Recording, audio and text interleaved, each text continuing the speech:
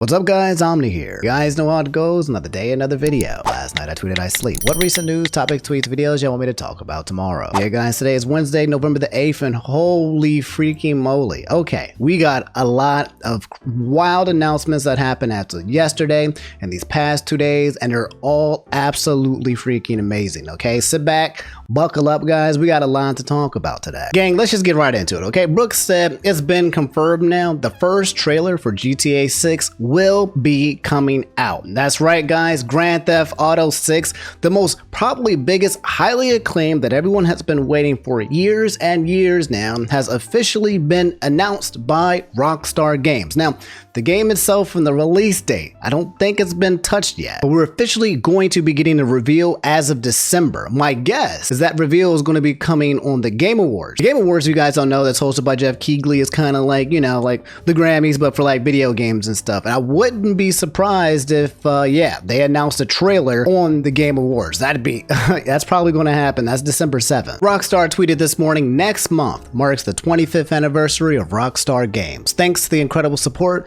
for our players worldwide, we have the opportunity to create games we are truly passionate about. Without you, none of this would be possible, and we are so grateful to all of you for sharing this journey with us. In 1998, Rockstar Games was founded on the idea that video games could come to be an essential to culture as any other form of entertainment. Yeah, damn right. And we hope that we have created games you love and our efforts to be part of that evolution. With the final message saying, we are very excited to let you know that in early December, we will release the first trailer for the next Grand Theft Auto. We look forward to many more years of sharing these experiences with all of you. Thank you, Sam Hauser. And it's 300,000 likes already. This announcement only came like 30 minutes ago of me recording, and it's already got 300,000 likes. Guys, this is probably the most highly acclaimed, most wanted game of all time, probably at this point that I can think of. So it's happening, guys. This is 2023 has absolutely been one of the best years for gaming in terms of like being a gamer and just getting the games and playing the games. Not so good if you're a game developer. That hasn't been so hot. But if you've been a person that's been consuming,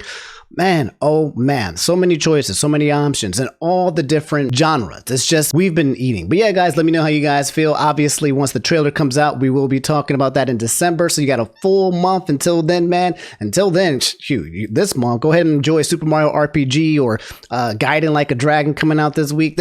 It's just video games galore. The other super huge news that came out yesterday, Jumbo said the Zelda movie. That's right, guys. Nintendo officially announced that the Legend of Zelda movie is officially happening. We don't know who is going to star or what, but apparently it's going to be live action, okay? Not like Super Mario that was animated and looked really good, which I'm kind of sad because I would love more of that. But we're getting a live action, and there's some really important people that's going to be working on this project. Nintendo of Japan tweeted, "This is Miyamoto. I have been working on a live action film of The Legend of Zelda for many years now with Avi Arad-san, who has produced many mega hit film. I have asked Avi-san to produce this film with me, and we have now officially started the development of the film with Nintendo itself heavily involved in the product. It will take time until its completion, but I hope you look forward to seeing it." So let's talk about the big guys behind this film that's running it, because when I heard what movies and films that they were responsible for in the past, I was like, oh my god, what is about to happen here? My girl Samantha tagging me to this disgusting film article that said Westball is set to direct with Avi Arad set to produce for Sony. So what were their biggest like films, just so we can know what we're working with? So the director Westball is most famously known for directing the movie The Maze Runner. That was back in 2014. He's a 43-year-old dude. I didn't know there was several Maze Runners. There's Maze Runner the Scourge, Maze Runner the Death, and he also did Kingdom of the Planet of the Apes. So that's, hey, that's a pretty good resume. Also thanks to my guy Purple Pikmin Protector. But yeah, Derek Connolly, who was also known for writing Jurassic World and Detective Pikachu, will be the writer for Legend of Zelda as well. Avi Arad is apparently the CEO of Marvel Entertainment. Oh, what? He's currently working on Spider-Man Beyond the Spider-Verse, which is, oh, I don't know if I've already told you guys this, but Spider-Man, the entire Spider-Verse movies are probably my favorite movies of all time. Like, not even like capping or exaggerating, probably one of the best things and types of film that I've ever seen in my life. Alas, though, just like a monkey's paw, he was also the producer for the movie Morbius. The infamous movie Morbius that got memed to death in terms of having the highest grossing sales of all time that everyone absolutely hated in real life. And this is also live action. So everyone's question is who will be the actor to play Link? We got Chris Pratt as Mario, so who is going to be Link? And a lot of people are thinking that potentially we might be getting Tom Holland as Link. The reason for that being because the producer being the guy, the CEO of Marvel, so obviously having strong connections with, Tom Holland, who's also, in Spider-Man. So yeah, obviously it kind of makes sense. Dude kind of fits the whole image of the generic looking Link, just give him some blonde hair and it kind of works pretty well, to be honest. I don't know why it says a Netflix series starting Netflix. I imagine this would hit like absolute movie theaters before going to actual Netflix, but it looks good, to be honest. It looks good. Some people are saying that Tom Holland's too old for it, but I don't know. I don't even know how old Tom Holland is, but he looks like he's like 6 or 7 years younger than probably what his actual age is. So yeah, absolutely freaking huge. Okay, let me know what you guys think. Do you think Legend of Zelda is going to bang or is it going to flop? I feel like it's way too important of a franchise. Nintendo won't allow anyone to mess up their franchise. We already got a super huge banger when it came to the Super Mario movie, so I feel like Legend of Zelda is going to fall into place, and this is all just leading up to the multiverse of Nintendo, aka the Super Smash Brothers movie. Going to bring everybody together. Now that I think about it, is Super Smash Brothers like the first like multiverses like concept in terms of like IPs and stuff? Like, Super Smash Brothers bringing all the IPs from like all the Nintendo franchises. Did anybody do that before them? I mean, I feel like this was like the biggest, most successful one. And then after that, Marvel and everyone just copied them, right? So And no, we're not done, because there's still some more freaking huge gaming news that's come out in terms of like the Nintendo Switch, and some of the sales has been coming out, especially for the new game Super Mario Wonder. Okay, everything is just breaking records. Like it's basically a great time to be a gamer. I keep saying it, and I'm saying it over and over again, because if you're not a part of the gang, then just what's wrong with you, dog? As of September 30th, 2023, that was last month, the Nintendo Switch has sold over 132 million units. We just got this information. That is absolutely huge. And in comparison, the top 5 best-selling consoles and lifetime sales, the PlayStation 2 had 155 million. PlayStation 2, a lot of you guys probably didn't even know that, but the PlayStation 2 is literally the best-selling console for years, okay? Nothing has touched it for a very long time. PlayStation 2 coming out with like early 2000s or something like that. Yeah, it's been a very long time, and they've been king. Number 2, which I didn't even know, was the Nintendo DS at 154 million. And then number 3 right now, the Nintendo Switch is at 132 million, and it's forecasted to beat 140 million by the end of this December, simply because they've been releasing bundles after bundles after bundles, saying, hey, here, get the Nintendo Switch and you get a free Smash Brothers, you get free Animal Crossing, you get free Mario Kart, you get all this stuff. They really want to sell this Nintendo Switch, okay? I don't think a Nintendo Switch Pro is coming anytime soon, because I think they want to break that 155 million mark. Looking at this again though, I had no idea that the Nintendo DS was literally just 1 million units away from breaking the PS2 top. Like, like what? Oh my God. With financials closing, some more numbers dropped. Spawnwave talking about it too as well, and saying Mario Wonder at 4.3 million copies sold only after 2 weeks. That is astronomical. That's a huge number. It's the biggest release for a Super Mario title ever. AKA, like I said before, everyone and their mom is going to buy and play this game. I don't know if it's going to hit like Mario Kart numbers, but it it could after some time. And I briefly talked about this already, but Jeff Keighley also announced as well that join me on Monday, November 13th for the global live stream announcement for your nominees for the Game Awards. That's in 5 days, so I will definitely be watching that. What's that, in 5 days? Today is Wednesday, so Thursday, Friday, Saturday, Sunday, Monday? Is it Monday? I think. Yes, it's next Monday. Trying to talk about the games of the year. A lot of people want to know who got nominated for Game of the Year. There's been so many good games this year, guys, that can be potentially nominated for Game of the Year. You got Zelda, Tears of the Kingdom. You got what?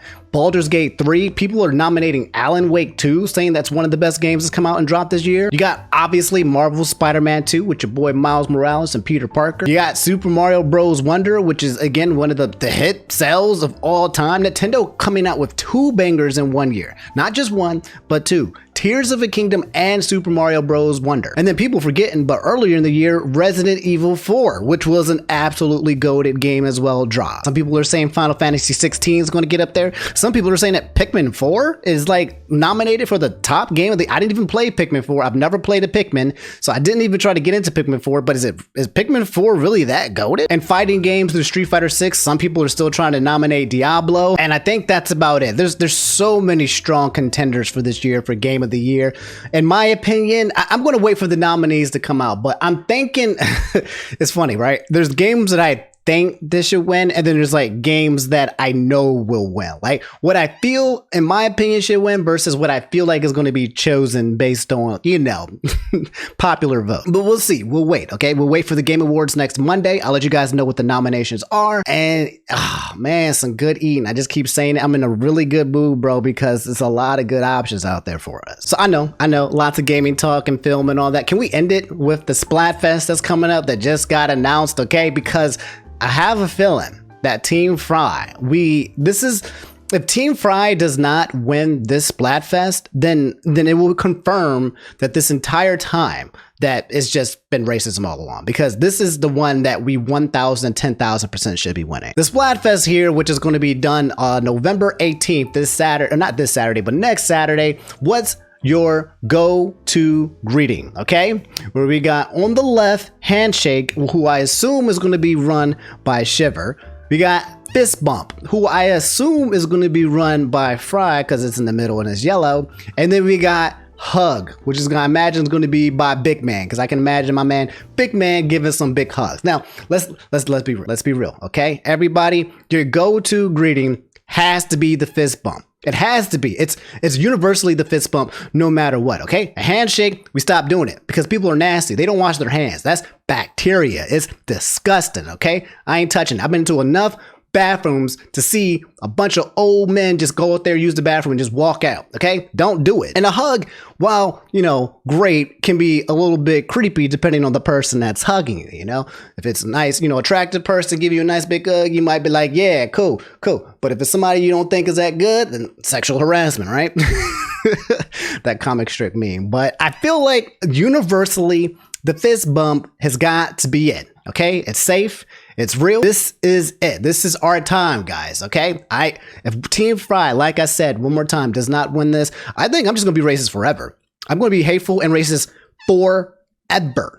Forever, all right? I've said it here. I've said it now. This is it. This is the one, all right? This is the one that's going to determine for all the marbles if I continue to be racist. Speaking of racist, a lot of you guys asked me to go over some of the election results that have been happening around the country, to give you guys just an update on what's happening around of America. Issues 1 and 2 just passed in the state of Ohio, making the Buckeye State the 7th state to enshrine abortion rights and the 24th to legalize cannabis. That's right. If you're in Ohio, you go ahead and you're allowed, brother. That's right, guys. Here in America, yesterday was election day. It's not the presidential election that's happening next year, where we potentially might be getting presidential Biden versus Donald Trump. But no, this year, right now, and as of yesterday, people are voting in their governors, okay, and looking at some of their rules that are happening statewide and countywide at a much smaller but still a very important scale, okay? The officials that people elect at this year can definitely determine how things play out next year and in the future as well. A lot of people ignore this kind of type of election day, but still very important. This article that literally just dropped like 30 minutes ago by CNN, that gave it a quick update in case you guys were curious about how things are going in America. It seems like abortion rights is a very huge take in terms of what's being voted in for states. Huge. Virginia, the state that I'm literally right across from because I'm in Maryland, Governor Glenn Youngkin, the Virginia Republican who believed he could crack one of the most intractable issues in American politics with the promise of reasonable abortion restrictions, will not lead a GOP-controlled legislation in the Commonwealth, which denied the party control of the state Senate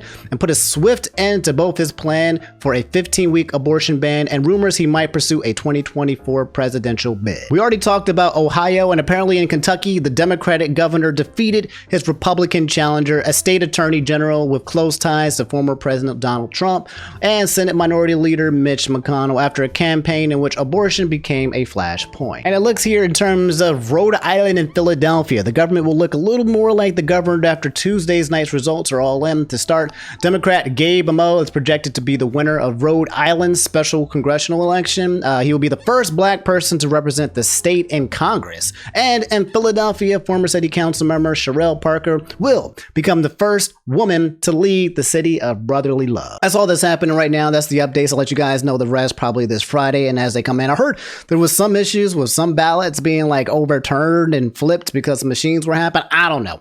I don't know what's going on. I don't know if somebody's messing with some things, but I'll let you guys know some of the objective like facts when it comes to this election day results, because it's going to be huge when it comes to next year when, oh my God, I'm not ready. I'm not ready for next year's election day. You know who else wasn't ready? These guys at the Bored Ape NFT Attendee Club, which apparently they all got their eyes messed up. Now, I joke, but dog, okay, this story is absolutely freaking wild. Apparently a bunch of dudes from the Bored Ape NFTs, remember that guy? Remember that whole thing? You guys remember, okay? NFTs, biggest scam in the world, where people come out here and like, hey, I have a picture of an NFT and it's worth billions of dollars. Bored Ape being one of the biggest NFTs, and ever since then, those NFTs dropping and dropping, people losing millions and millions of dollars. Well, apparently they're still around, the gang is still there, and they were at a place and they got blinded by the lights. Quite literally, not an analogy. Somebody came in there and said, hey, I'm about to be the biggest villain in the world and I'm going to take away all of these people's eyesight. Article from Dexerto reading, Bored Ape NFT convention attendees are reporting major eye issues due to prolonged UV light exposure. Imagine you go to a club and they got those lights, those strobe lights, and you're like, yeah. And then the next day you wake up blind. Like, brother, like, huh?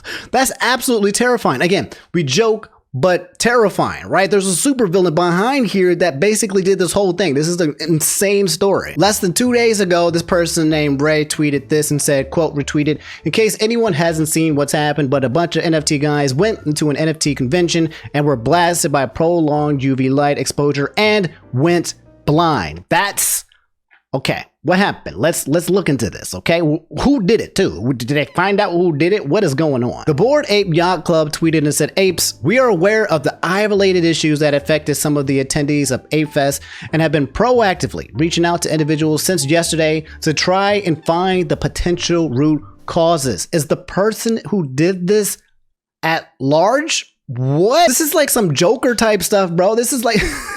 This is exactly what the Joker would do. Based on our estimates, we believe that much less than 1% of those attending and working the event had these symptoms. I don't know, probably more than that. While nearly everyone has indicated their symptoms have improved, we encourage anybody who feels them to seek medical attention just in case, okay? Again, sounds crazy, sounds like an actual like cartoon villain Joker thing, but absolutely terrifying if it feels like you went to a party just to get blinded. Oh my God, the internet hates NFT people so much that even if someone came in and blinded all of them, look at this tweet, it said fix that pose for you. That's cruddy. It's this post, it's the same tweet, but you can't see it. That's messed up, dog. So I'm doing some research, okay? Because they didn't tell us anything, right? I saw another tweet here that said OMFG. They use UVC germicidal lamps as black lights. They're just effing out there. You should never see this. So somebody was just like, yo, this light looks dope. Let's just use this because this light looks dope. Was this an accident? Someone was just like, yeah, this looks really good. Let's put this light out here because I like how it looks. And then eventually they won't know how it looks because it's gone. Their eyesight, that is. Here's a fake image of somebody using the bathroom. Said 10 out of 10 amazing facilities, best toilets in HK, would recommend. Imagine going to the toilet because you got to take a big chungy wongy dookie. Going to the bathroom, cutting on the light, boom. Oh, wow. It looks great in here. But it's going to be the last time that you can see a bathroom because... the lights that are painted out in here is made out of a radiation of a ray that's supposed to take away. I would be so mad. I'd be so mad. And you know what's the wild part? You can't even sue because none of these people got any money anymore. What you going? You can't. They're all broke. Everyone that's a part of the Bored Apes Yacht Club is broke, unless they sold out early and got out. But yeah, here's another picture of his. Well, I'm looking at this and I'm scared that me looking at this picture from the internet is going to get me like I'm over here, like I'm paranoid as hell. Here's more information. Oh my God, it gets worse. It wasn't just the bathroom as well. Attendees of the Bored Ape conference said they couldn't see anymore. Woke up with searing eye pain and vision loss. Looks like they were burned with the UV light from the stage. Attendees at a conference for Bored Ape NFT owners are reporting waking up in the middle of the night following laser and black light heavy performances with extreme eye pain and vision loss. Yuga Labs, the parent company of the Bored Ape Yacht Club, hosted an Ape Fest in Hong Kong from November 3rd to the 5th. The event was open to holders of Bored Ape NFTs, a crypto project that peaked in 2021 and recently crashed to a 2-year low, costing many investors millions of dollars. Okay, I remember Bored Apes was going for millions and millions for just one Bored Ape. One person said, I woke up at 4 a.m. and couldn't see anymore. Had so much pain and my whole skin is burned. Your skin? It got your skin too? These rays... What are these rays, bro? What are they even used for? This is some mad scientist stuff. Needed to go to the hospital, one attendee posted on the last day of the event. The doctor told me the UV of the lighting of the stage did it. It has the same effect as sunlight. Still cannot see normally. So it was like looking directly into the sun, but it was maxed in a way where you didn't know it was going to happen until the day after. I can't, guys. I can't imagine going to a club and staring at the sun for the entire night and the sun burning my skin and I wake up from the aftermath. And that's wild. I've looked into more of it and it seems to be the end of it. Okay, people are wondering if they're going to heal. Some people are like, yeah, don't worry about it. You heal in the next couple of days. Some other people are like, nah, bro, that's a ridiculous assumption. Okay, some of you might not be getting your eyesight back for a long time. Some of you, your eyesight may be getting worse and worse slowly over time after that kind of, direct touch. So good God. I mean, the moral of the story is stay inside because these streets ain't safe. I tell y'all all the time, bro, just stay inside and play all the immaculate video games that are out there, because go anywhere outside of that and you're getting got. If it's not getting shot, then you're getting got by lights at a damn concert, or I don't know, bro. Man, oh man. Speaking of severely blind, God, I've been so on point with these transitions. Trek said Australia's internet is currently down under. Literally, yes, mate. I was about to do an Australian accent, but I don't know how to do one. I forget. I gotta hear it first before. Isn't it? Crikey. Crikey. Is that Australia? More than 10 million Australians cut off from internet and phone services after unexplained outage struck one of the country's largest communication companies. 10 million people on the internet do not know from Australia that freaking Legend of Zelda drops, and we got a new reveal for Grand Theft Auto 6. They have no idea because they're completely in the dark, down under. What happened, Joe? There's a 20-second clip that I'm going to try to play from TRT World. I'm kind of worried because I feel like those things get copyright striked, but let's take a chance. In Australia, nationwide outages have hit a major communications company. That's the Australian accent. Nationwide Australian outages have hit the nationwide. I can't do it. I need some practice. Potentially impacting millions of customers. Millions. Phone lines and payment systems have been disrupted. Okay. Dozens of hospitals have been unable to receive calls. The government says the outage at the country's second largest... Okay, wait, that's bad. Okay, I was joking, but that's bad. If friggin' offices at hospitals can't receive calls, I never ever thought about it, but what would happen if the internet just went down worldwide? Like if it went down, I'm thinking to myself, oh, Twitter's down, which means you can't talk to anybody. We go back to the dark age where we have to call everybody. Like, how would you receive it? TV comes back, cable television. That's where we would, right? I think we would still get cable television, but everything's connected through the internet now.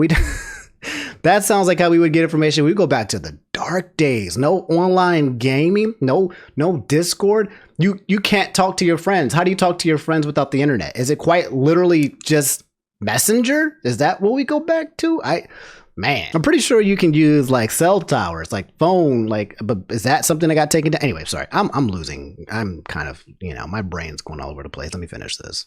largest phone company, Optus, was because of a deep fault within the company's networks. Oh, that doesn't tell me anything. But damn, if you're from Australia, you're probably not seeing this. So when you wake up and you do see this, I just want to say, sorry that happened to you, bro. And you missed out on a lot of stuff, so catch up, okay? Soleil had said the entire Boogie doc. Oh my God, man, oh man. Look, all right. I don't know if you guys have heard about this Boogie doc that dropped the other day, okay? It dropped, Moist Critical responded to it as well. I started reading to it and I was just like, what in the freaking world? If you guys don't know who Boogie2988, okay? He's one of the OGs of YouTube, all right? He originally went by the name Francis.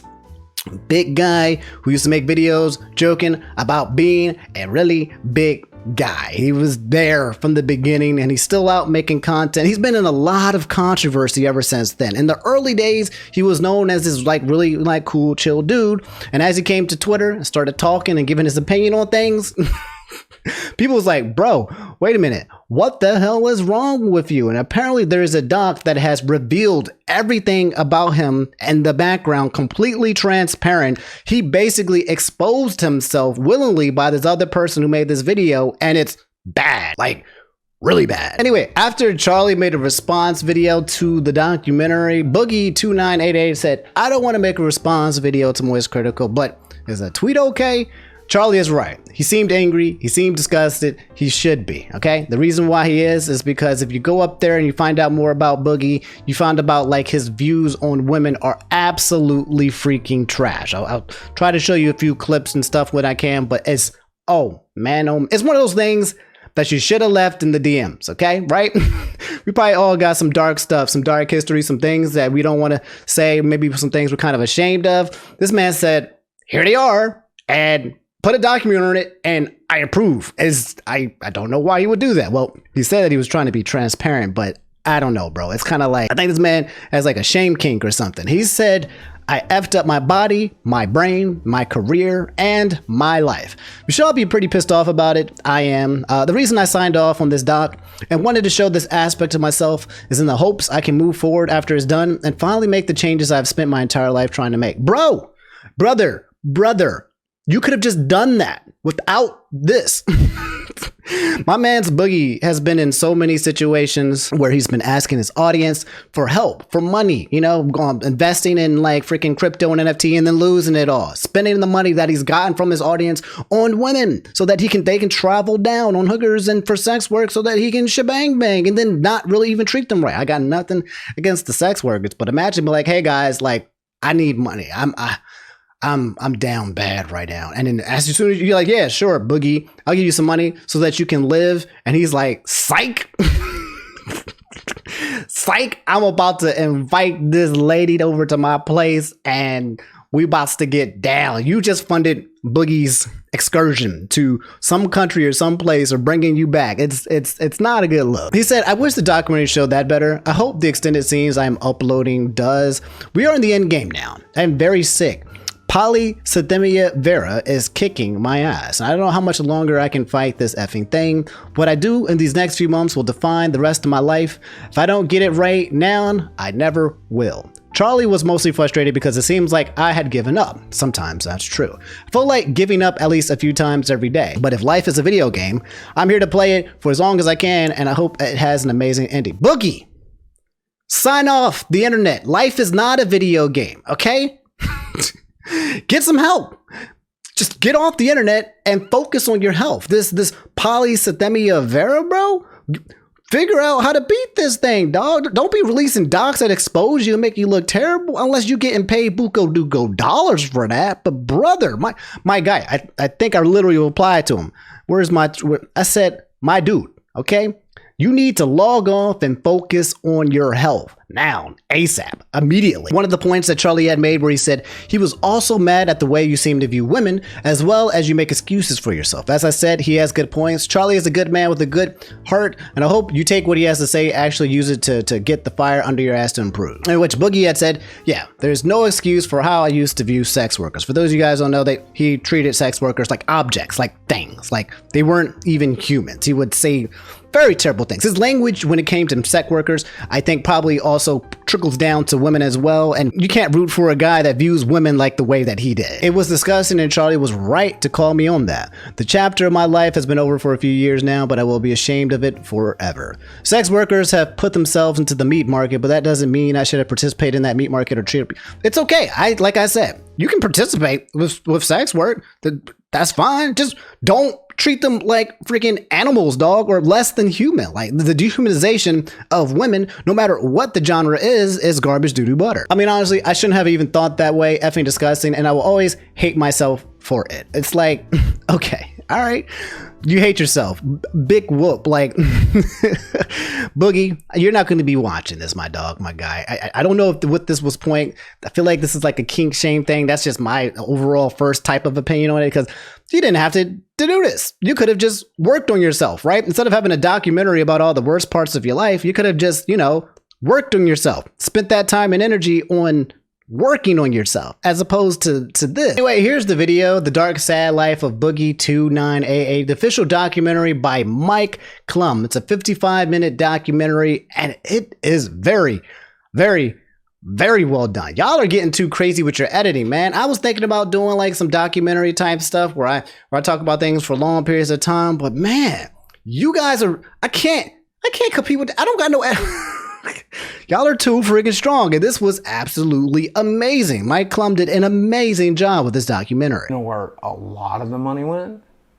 Manage the addiction, but I don't know, man. We were talking about compulsive spending a minute ago? Yeah. Dude, I spent a lot of money on stuff. But you know where a lot of the money went? And like it felt really compulsive at the time? Women's. What is this? Between 2018 and 2021, Boogie spent over $200,000 on sex workers across the U.S. Man, oh man, Boogie. Look, I'm not going to like shame you for your interest, homie, but you spending money you don't got, dog. And then I remember the videos asking for help. I remember you asking for the audience for help, monetary wise. Oh my God. I couldn't even do that. I couldn't take money from my audience and then later on make a documentary saying, hey guys, here's what I did with all the money you gave me, homie. Like, oh. I am a former sex worker escort, and Boogie2988 was one of my clients. Okay. From LA, and I get a message on this website, you can probably guess which one, from this guy who looked a lot like Boogie. I took women on vacations, and I took them out to fancy dinners, and I took them to like Disneyland and shit. He bought me dinner, he got me a purse that we were talking about over messages, and he got me a couple gift cards, and he spent well over $5,000 on just that night. Boogie, you could have taken her to Cheesecake Factory, dog. Didn't you watch it? Didn't you see the TikTok, man? Take her to Cheesecake Factory, homie. That's, every girl would love to go to Cheesecake Factory, and it don't cost that much money, homie. Dinner, $400? Nah, Cheesecake Factory, $100, $200 tops. Plus you get some cheesecake, it's a good time. He did eat a lot of food. I'm pretty sure he got 2 entrees, which was very unique. It's not a revelation. I like beautiful women. I like to hang out with beautiful women, fuck beautiful women. We all do. I never got to do that. The women I dated were pretty, sure, but they were like Arkansas 8s, not LA 10s. With sugaring, I got some LA 10s, and I think that's cool. This was a point that I think Charlie had made, but like his viewpoint on women as objects, calling like LA 10s versus like what, Kansas 8s or 6s or whatever you called it. I can't recall. My guy, Boogie, we're not going to talk about the obvious, where people probably talk about you and your looks and why are you comparing looks between women's and calling 8s and 10s when, you know what you're working with, right? We're not going to go there. But I remember sitting here and looking at this documentary and I was like, dang, dude, you look like a mean guy. Like, at first, I felt like you were kind of like a good guy underneath some bad circumstances and maybe you had some vices. But looking into this and the way that you talked about women specifically and other things as well, it seems mean-spirited, my dude. And it's like, it's hard to root for that. It's very hard to root for. The things that I'm uncovering about this documentary, I don't think was good luck for you guys. It's rough to watch, and I guess it's the truth. And that's the truth that everyone has to accept. But I don't think this was a positive for you. I think you should have spent this time working on yourself versus having someone else work on you. But anyway, guys, that's the dark, sad life of Boogie. Charlie also having the comments as well. I have not sat down and watched the entirety of it. I think I watched it halfway through and I was just like, okay, I gotta go. This is too much, bro. But it's really well made. You guys can go watch it over there, or you can watch Charlie talking about it as well. Maybe one day I'll sit down and do a documentary. I've been wanting to stream and sit down and talk about all this stuff with you guys, but again, my right arm has been in pain. Right now it's doing fine, but usually during the afternoon and the evening, it just goes to... It sucks, but it is what it is. I will work on that. I won't make a documentary about my arm. I'm going to focus on healing. Boogie, I hope you do the same as well. But all right, guys, that's all for today's video. If you made it to the end and you've been enjoying the videos and you've been watching, before you leave, just do me a favor and hit the subscribe button, please. That would mean the world to me. Like the video if you enjoy it, and I'll catch you guys on the next episode. This has been fun. I'm liking it. This has been a good month, year for gaming, news, content, all of it. I feel good to be back, and hopefully we just keep, doing more and more. Let me know how you guys feel in general. Stay safe out in the streets, and I'll catch you guys later. All right, see you next time. Probably this Friday, maybe tomorrow. We'll see. All right, peace.